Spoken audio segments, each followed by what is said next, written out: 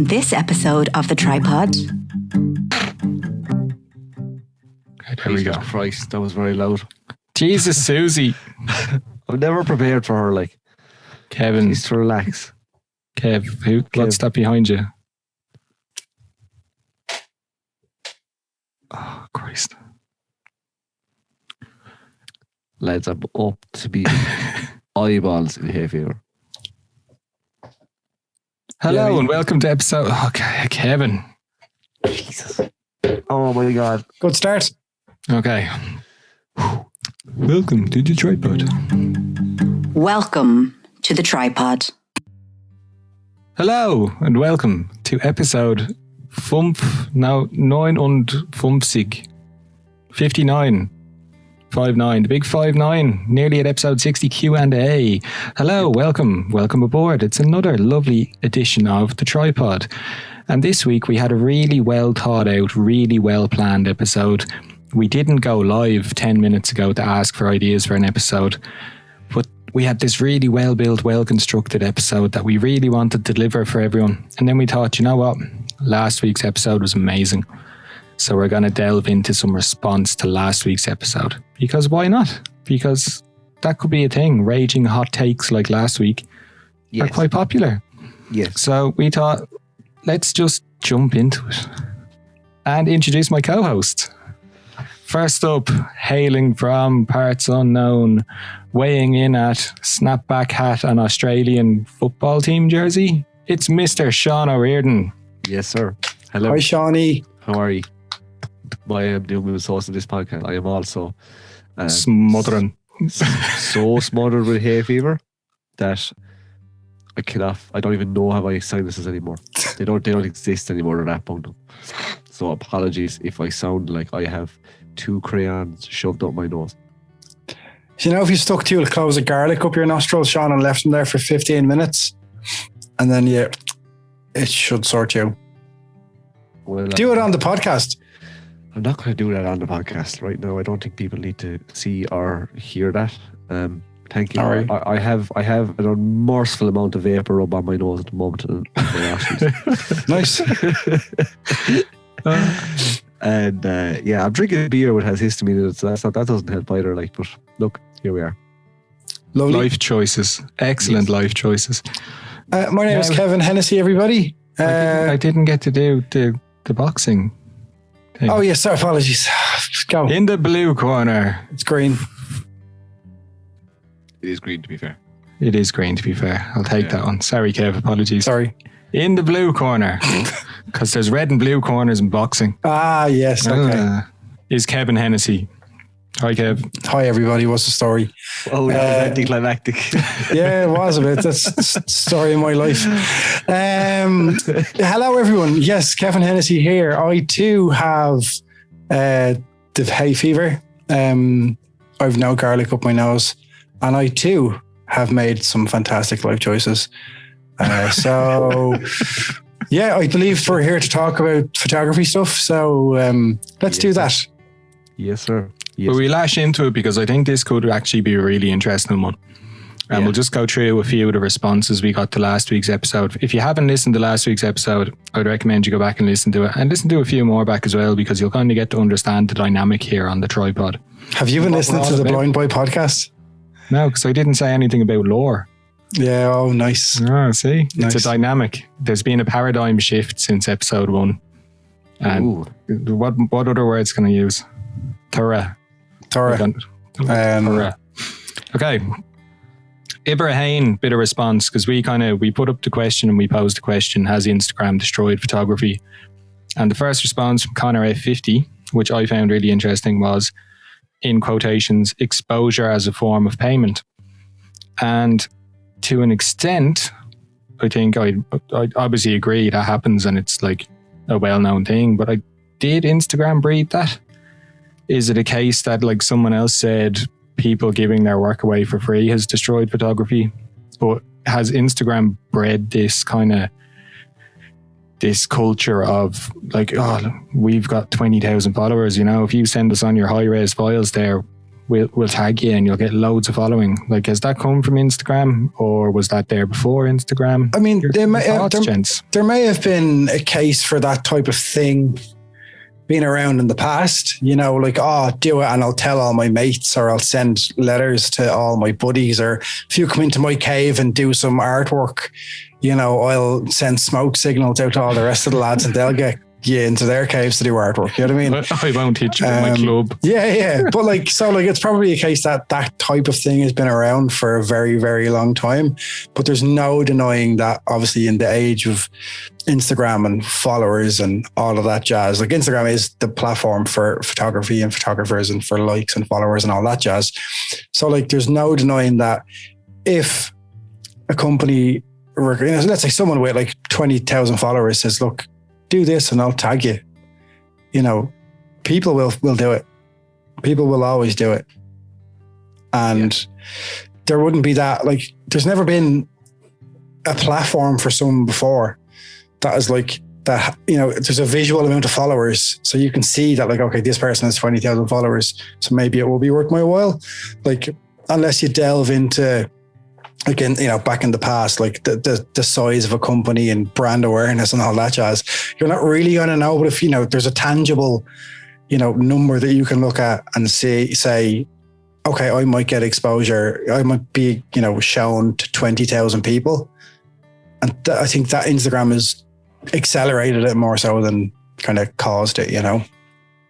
Yeah, I think you're onto something there, Kev, because in my business, especially the business of wedding photography and just being a photographer in general, I have on my website for my contact form down the bottom, I have a little box and it says, how did you hear of my service? And like social media, blah, blah, blah. And the one that comes through the most is word of mouth. And nearly every inquiry starts with, hi, this person recommended you. So like that's the equivalent of being tagged or having your name in a newspaper, or someone just passing your name on in a conversation. That's the exposure side of it working. And word of mouth funneling for business is a huge thing. Most like important, I would say. Yeah, it's right up there. Like it's if your reputation is shoddy, then don't even think about it. You're done. You don't have that word of mouth funnel. That's the end of it. But what Instagram, I think, has done has taken that model and warped it, because as you say, there's a visual amount of followers on certain pages, but as we well know, if you go to a website like Hype Auditor and look up a page and their engagement rate, like they've 250 million followers, but they've an engagement rate of 0.0001, then they might as well have 25 or 2.5 followers, whatever it works out as, like, you know? Yeah. So it's Absolutely. like it's an inauthentic or disingenuous form of word of mouth marketing to get that exposure, if you know what I mean. And I think that was bred through Instagram. God, I love hating on Instagram. I know, it's such a love-hate thing, isn't it? I think Kevin hit the nail on the head, and that's what I was going to say. It just Instagram just gave companies a platform to do this for, you know, for their marketing needs. I think it's very like when you think about it, like companies used to have to pay photographers a lot of money for their marketing images, you know, and a lot of money.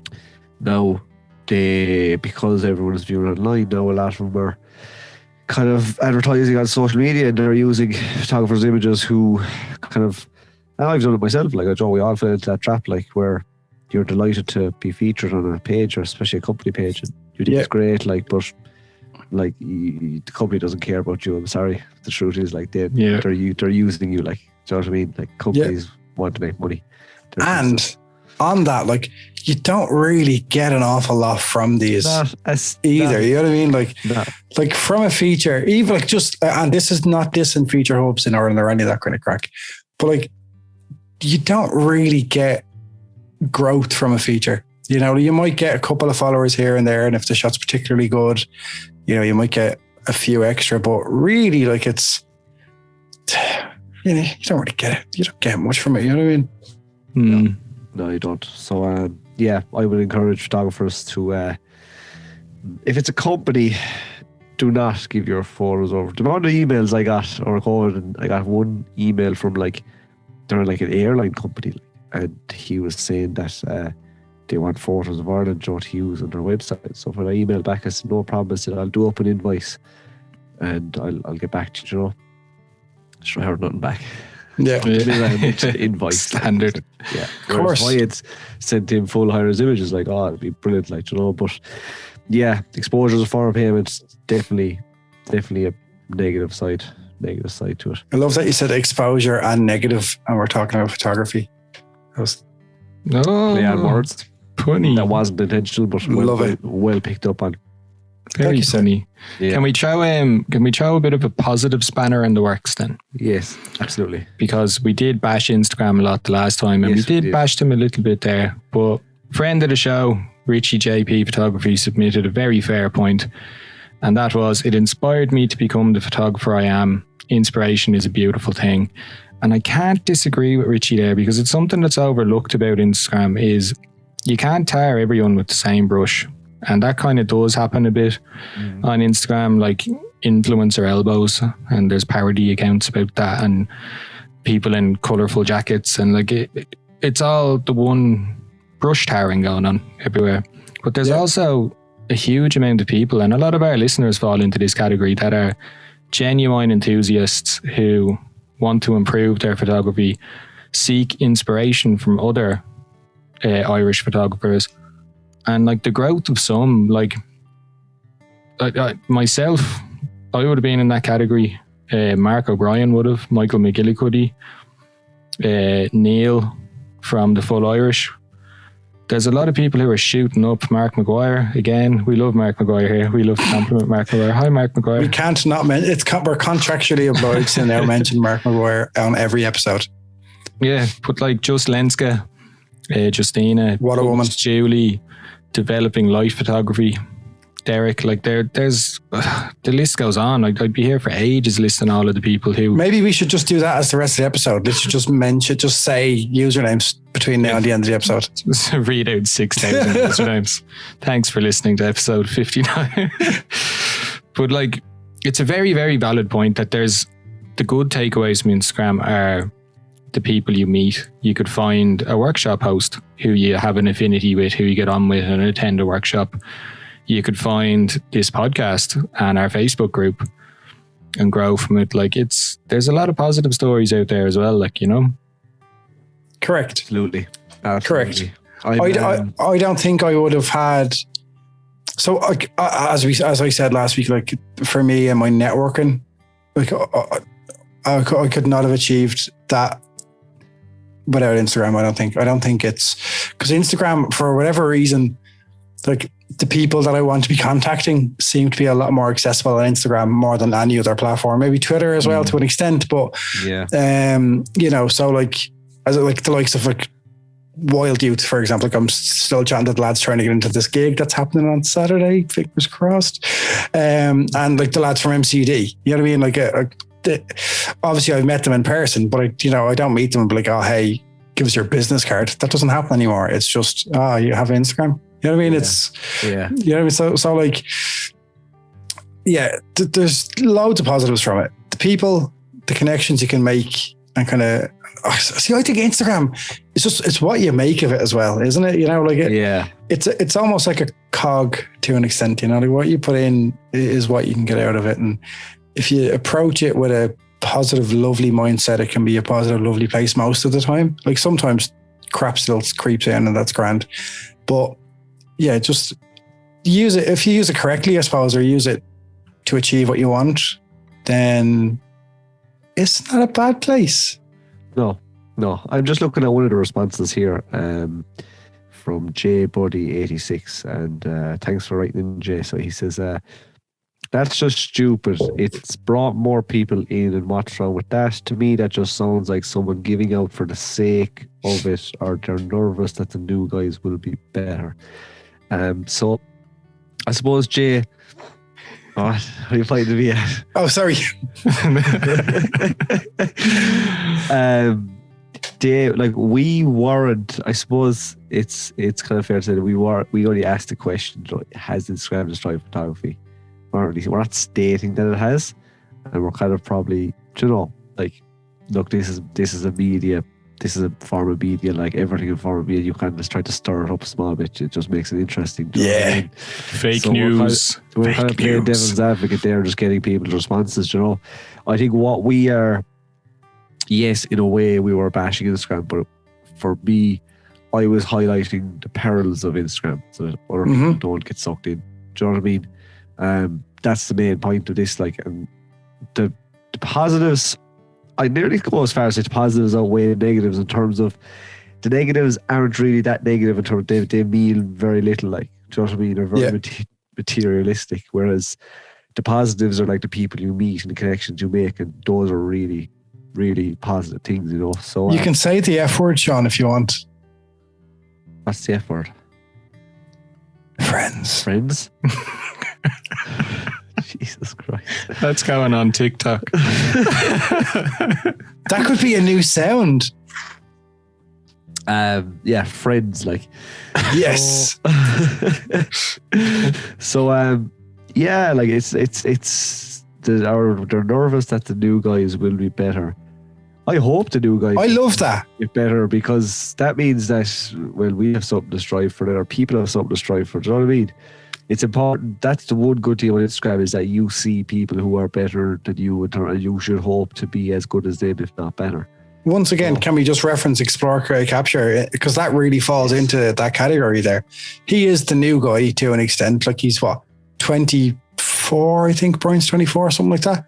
Very young guy, very talented guy, works really hard. But he uses Instagram in the right way. He's polite, he's lovely. He is very talented, and you can just tell he does it for, like, he doesn't do what he does for growth, I don't think. No. He just loves making stuff, and just so happens that everyone else loves what he makes. Yeah. But like, that's the new guy, you know, he is the new guy. Yeah. And we love the new guy. And the new guy has also said he wants to come on the podcast again. So yes, has to happen. That's all because I duetted him on TikTok. Yeah, you did. I reached out and I nodded my head and I lifted my arm up a little. And look, in fairness, genuinely, I really enjoyed that. I've watched it probably 10 times. Like, it just made me smile. I shouldn't have been given access to TikTok. I expect one every day. It's going to happen. That's my thing. I'm going to duet some randomer on TikTok every day. And at one point, I'm going to just pick someone and start a fight with them. But, go for it. But like a funny fight. I'm just going to disagree with them. And then if they like bite onto that, I'm going to duet them every single day. Yeah. And like every single video they post. I'm game. What's our TikTok name? The same as our Instagram, the tripod_cast. So yeah, check me losing my mind out over there. I'm going to try to get Kev onto it as well, though, because I'll try. I can't be alone. Anyway, back to the topic at hand. Sorry, go for it. What's next? This dude Shoot says, follow the Tripodcast on TikTok. Oh no, sorry. No, he doesn't. This dude Shoots made a very valid point to what we were just discussing there. And he said, it's given me access to images I never would have seen before. 100%. Yeah, it's very interesting. To me, there's another point here by, where is it? Okay, never mind. We'll come to that point next. Caroline Photography, but be inspired, or inspire more people to get out and shoot and improve, no? No, it was about the isolated locations. Dermot Sweeney, that was Dermot Sweeney. Yeah. Something that wasn't touched on was the social media hype and the impact on remote locations. Yeah, so those two statements to me... lads are passionate about that, so they are. They are, aren't they? It's not in Donegal, it's in Kerry. Yeah, between Dermot Sweeney and this dude Shoots, like, it's given me access to images I never would have seen before, or locations I never would have seen before, you could say. And then the media hype and the impact on these remote locations. So on one side of the coin, it's a huge boost to tourism, and especially in like Ireland, with Ireland's ancient East and the Wild Atlantic Way and the hidden heartlands, there's a lot here that's still undiscovered, which sounds mad, but there is. And Instagram is kind of finding those things, because there's certain people out there who are hunting something different and something special. And that has a draw to it and a magnetism, as this dude Shoot says. But on the flip side then, when a certain location becomes like hyper popular and you've got workshops and tours turning up there and like bus loads of people. I see it up the Wicklow Mountains at the PS I Love You bridge. There's basically like no grass or growth around there at all because like the big coaches stop there, unload 60 to 80 people. They trample around the place taking their selfies, and then they're back onto the bus and onto the next place to trample around and destroy. And like obviously that doesn't happen as much with the pandemic, but I think that's the point then Dermot Sweeney's making, that these remote, isolated, beautiful places that, as this dude Shoot says, could have been found on Instagram, are then like they become a focal point or a money maker to tourism and tour companies and other things. Yeah. And that then has a negative impact on the actual landscape or the location itself. Yeah. Bit of a vicious cycle then, really, isn't it? It is. It's a it's a double-edged sword for sure. It's a tough one. And the problem is, right, well, I'm going to go say the vast majority of photographers are very respectful to the land.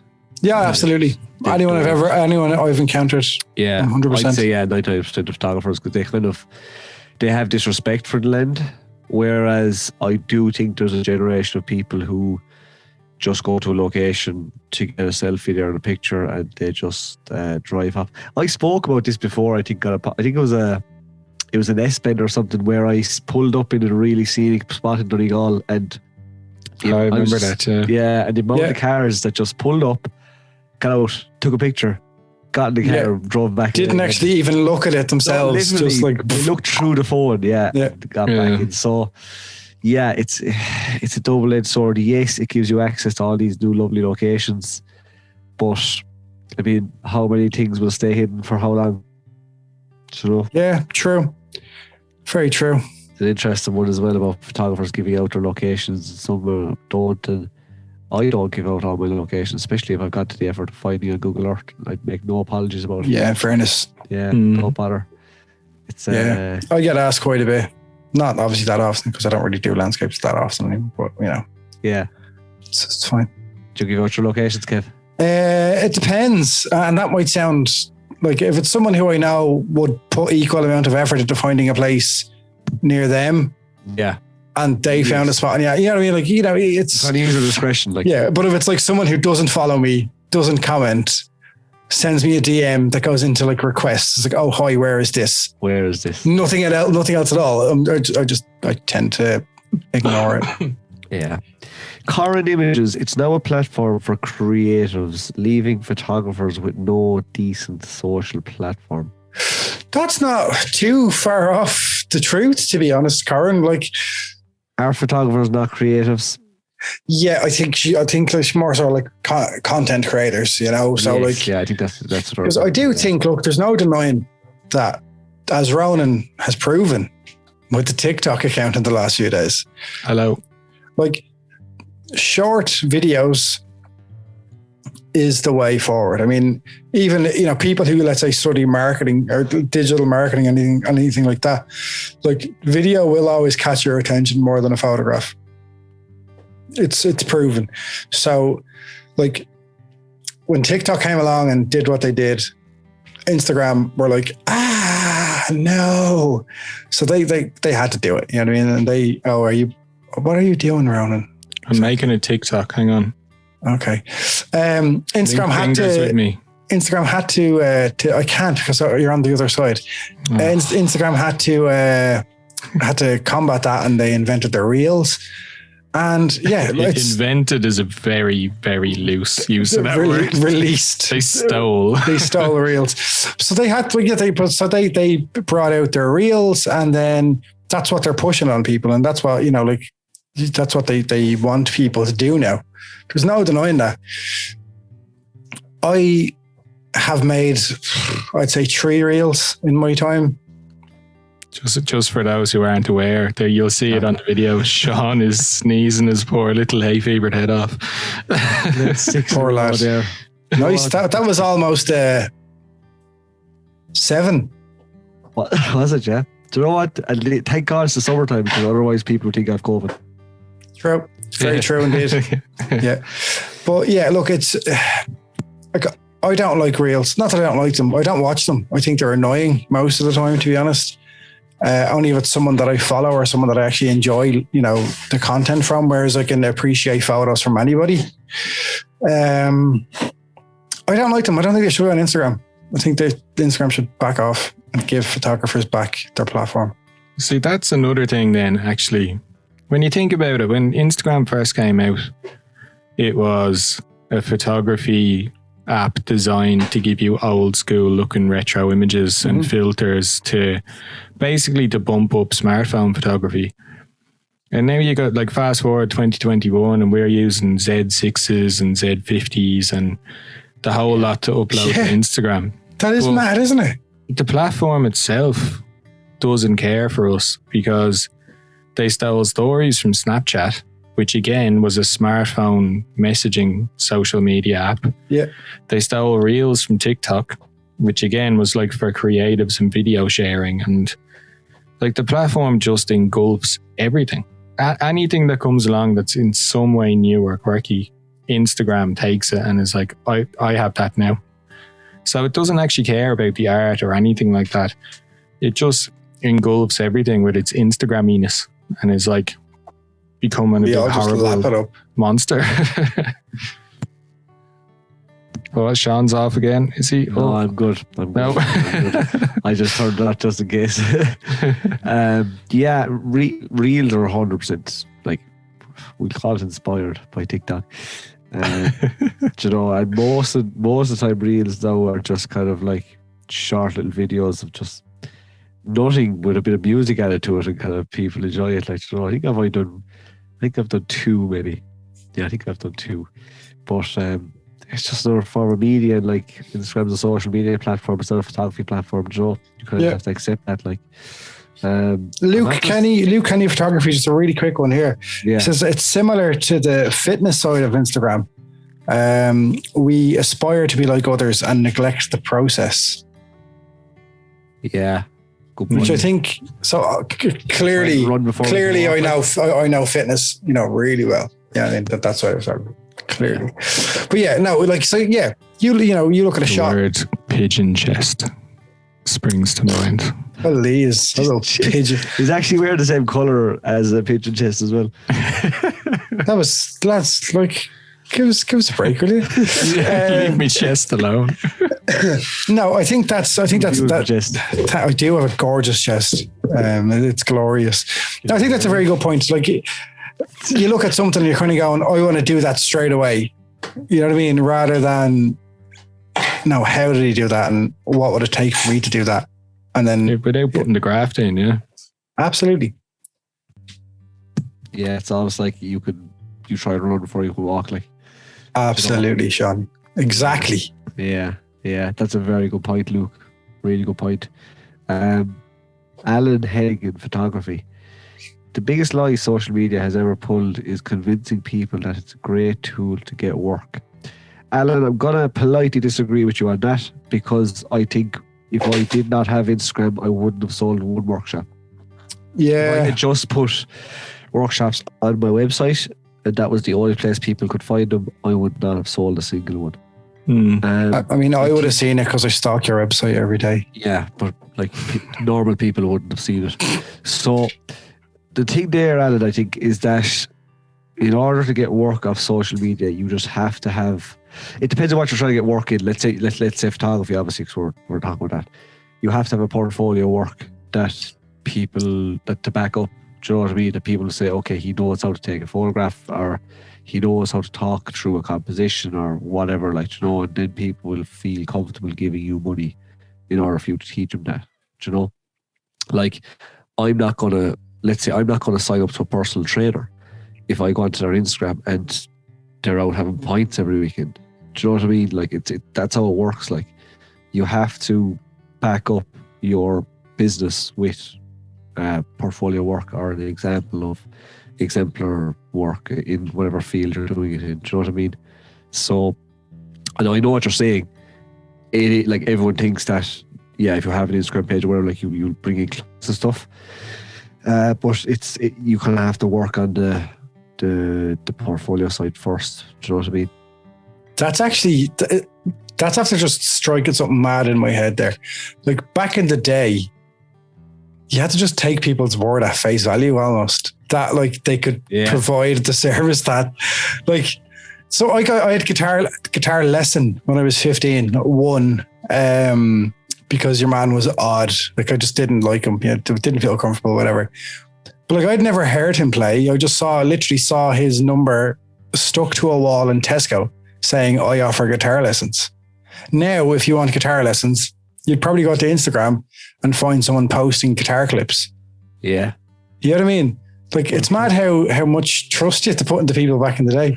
Like, so I mean, I could do guitar lessons now and I'd probably get one lesson out of 100 people. You know what I mean? Because they wouldn't come back. But, but like, that is weird how that sort of thing has helped, I suppose. Big time. Definitely has. 100% has. I'm a firm believer in it. Yeah. Because I mean, the only place I advertised them was on Instagram. Yeah. Do you know? I actually discussed this with Alan and I agreed entirely with your point, Sean.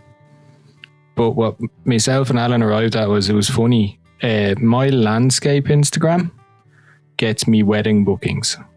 My wedding Instagram gets me print sales. My Facebook page, which is like a combination of landscape and weddings, gets me headshots and portrait work. Like none of which I advertise there. So it's just having the presence on social media.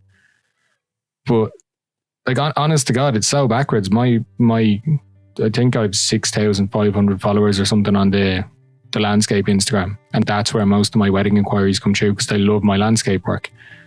That's so mad. They see the technical ability with a camera and they're like, ooh, I want pictures like that. But the actual wedding page, then they're like, oh, your weddings are very pretty, but we see you do landscapes. Can we get a print of this? Yeah. It's like, it's so, like to Alan's point originally, I think the lie about making money off social media, there's money to be made off social media, but then also it doesn't make any sense a lot of the time. I don't know if you've experienced something similar. I suppose, Kev, you probably have because you've booked weddings through Instagram when you don't have any weddings. I think I've posted one photo of a wedding on my Instagram. Oh, two now. But people are just like, oh, you're a lovely photographer. Do you do weddings? I'm like, no. Suppose. Here's Ronan. But no, like, so I do weddings of people that I know really, and it's because I can't say no to people. Generally speaking, I'll just flick them onto your Roro. But yeah, like I do get a lot of inquiry. I get random stuff like, oh, do you do weddings? Like, no. Do you communions? No, like, not really. Is there any strobe lights, smoke machines? Like, I'd probably do that. Like fast pace. No, but like it's weird. People just see like what I think happens there, Ronan, might be that they see you can take a photograph. Doesn't really matter what it is. That you know your way around the camera, and then I think they latch onto the person to an extent as well. So I think they're like, okay, this person seems alright, and he can take a photograph.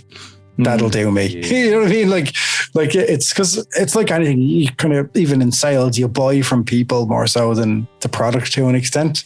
Absolutely. I think that a lot of that has to play into it. You know, like that's why. I've often toyed with the idea of having a separate Instagram account and not putting personal stuff up there and not putting whatever. But no, like I like the fact that I throw everything up, but also that people can have like an insight into me as a person. Because I think that helps. Not that I like if I wanted to advertise for maybe weddings and stuff, I could do. But it's just, I think that helps people kind of warm towards me. You know what I mean? And not just me, like, but anyone else who does that is what I'm saying. It's not just like a Kevin thing, just anyone, a personal side of an Instagram account is what's going to make people remember you and want to engage. So what have we learned? Instagram is bad and good. I think the biggest takeaway from this is that once you're aware of the pitfalls, you could really make the most of Instagram for a positive way in terms of making those relationships and making friends and using it for inspiration, using it to ask people questions. Do you know what I mean? Yeah, I think you're dead right, Sean. And don't buy into the algorithms and what Instagram is. And like we've seen, Instagram just sucks everything in and it grows exponentially all the time. So if you just be yourself, be genuine and use it as a platform on the internet where there's lots of people that people might see you. But be genuine and don't do the follow for follow and don't buy followers and just... Don't buy followers. Please. Jeez, Kevin, you scared the shit out of me. Sorry. Yeah, so You were sitting there not moving. Roared into the microphone. Like. No, just don't. Like, honestly, I couldn't, like, that is a complete waste of money because it means nothing. Don't buy followers. Go buy a workshop from Sean or Ronan. Why is Sean's name always first? What is your problem? I don't know. It's Why? Save the best for last. Steady on though. Do you like that, Rob? I do like that. Did that get me out of the hole? But yeah, no, honestly, don't do that, folks. Don't buy followers. Let's pass, Tanner. Did that make you Harding Downs?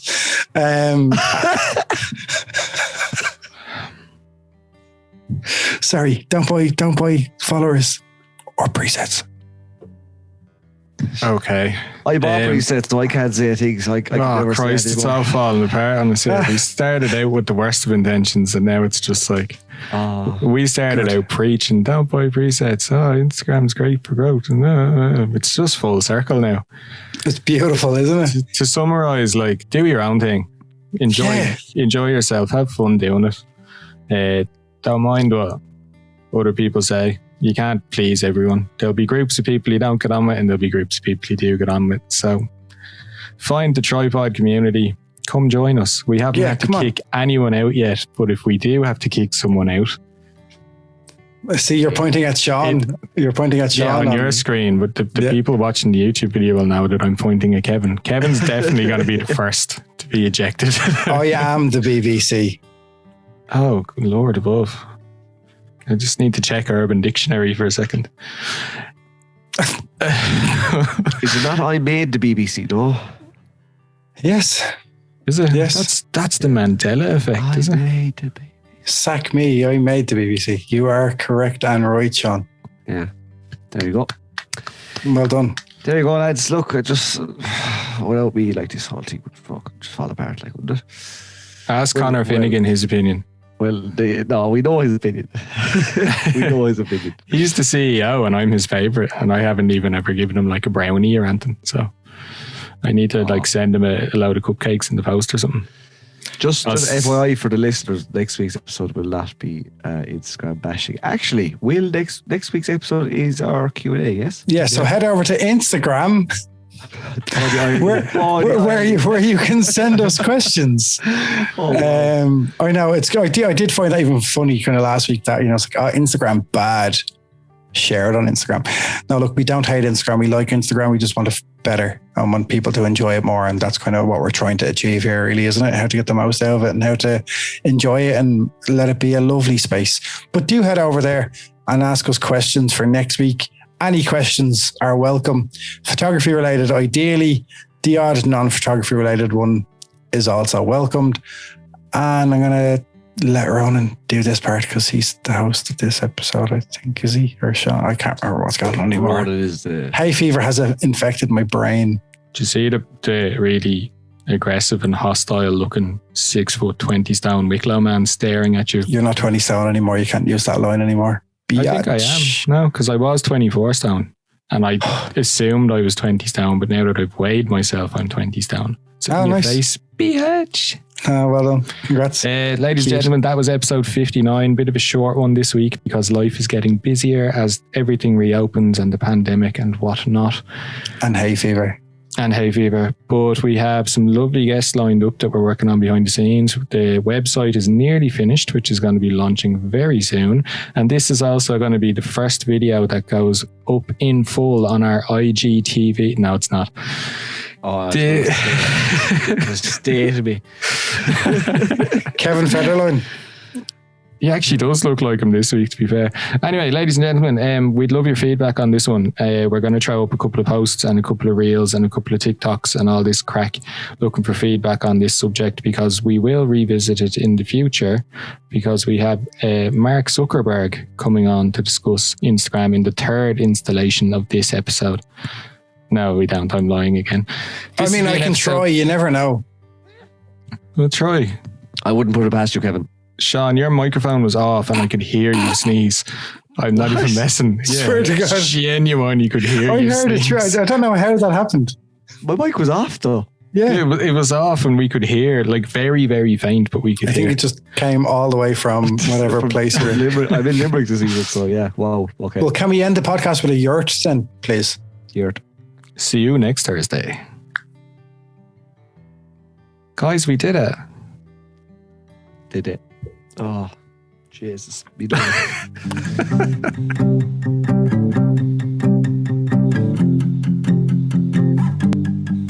Let's talk photography.